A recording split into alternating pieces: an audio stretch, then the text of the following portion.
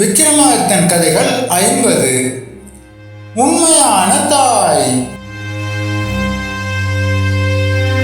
முன்கதை சுருக்கம்.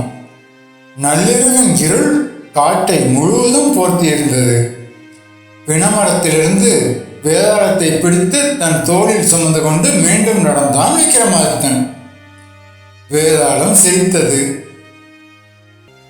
விக்ரமாதித்தா, இன்று ஒரு விசித்திரமான கதையை சொல்கிறேன் கேள் என்று கூறி கதையை சொல்லத் தொடங்கியது. ஒரு நாட்டில் தர்மசீலன் என்ற மன்னன் ஆட்சி செய்தான். ஒரு நாள் அரசவைக்கு 2 பெண்கள் ஒரு குழந்தையை தூக்கி கொண்டு வந்தனர். இருவரும் ஒரே குழந்தையை தங்களுடையது என்று உரிமை கொண்டாடினர். மன்னன் குழப்பமடைந்தான். முதல் பெண் அழுதபடி கூறினாள், அரசே, இந்த குழந்தையை நான் பெற்றெடுத்தேன். இவள் பொய் சொல்கிறாள். இரண்டாவது பெண்ணும், இல்லை அரசே, குழந்தை என்னுடையது, அவள்தான் திருட முயல்கிறாள் என்று வாதிட்டாள். விசாரணை பல நாட்கள் நடந்தது. ஊர் மக்களுக்கும் உண்மை தெரியவில்லை. குழந்தை மிகவும் சிறியதாக இருந்ததால் யாரை தாய் என்று அடையாளம் காட்ட முடியவில்லை. மன்னன் யோசித்தான். பின்னர் வீரர்களை அழைத்து ஒரு வாளை கொண்டு வாருங்கள் என்றான். அனைவரும் அதிர்ச்சியடைந்தனர்.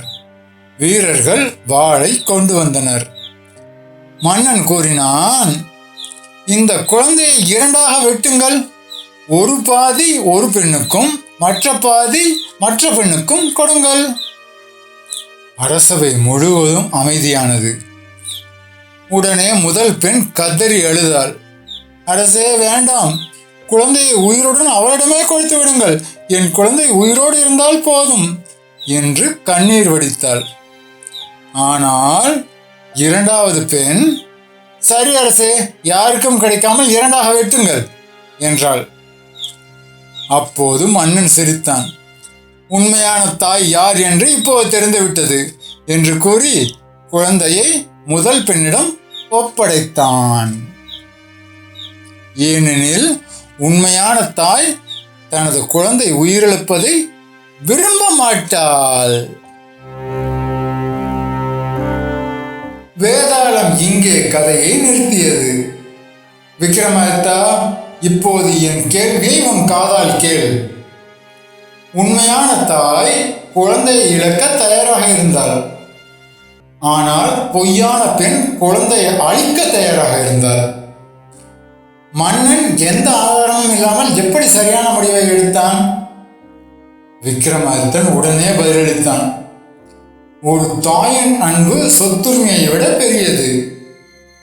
உண்மையான தாய் குழந்தை தன்னிடம் இல்லாவிட்டாலும் உயிருடன் இருக்க வேண்டும் என்று நினைப்பாள்.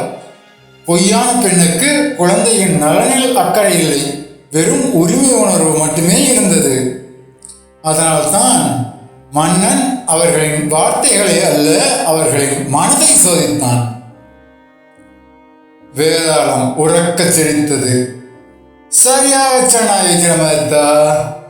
ஆனால் நீ உன் மௌனத்தை கலைத்து பேசிவிட்டதால் நம் நிபந்தனைப்படி நான் உன்னிடமிருந்து தப்பிக்கிறேன் என்று கூறிவிட்டு மீண்டும் அவன் தோளிலிருந்து நழுவி பிணமரத்தின் உச்சிக்கு பறந்து சென்றது.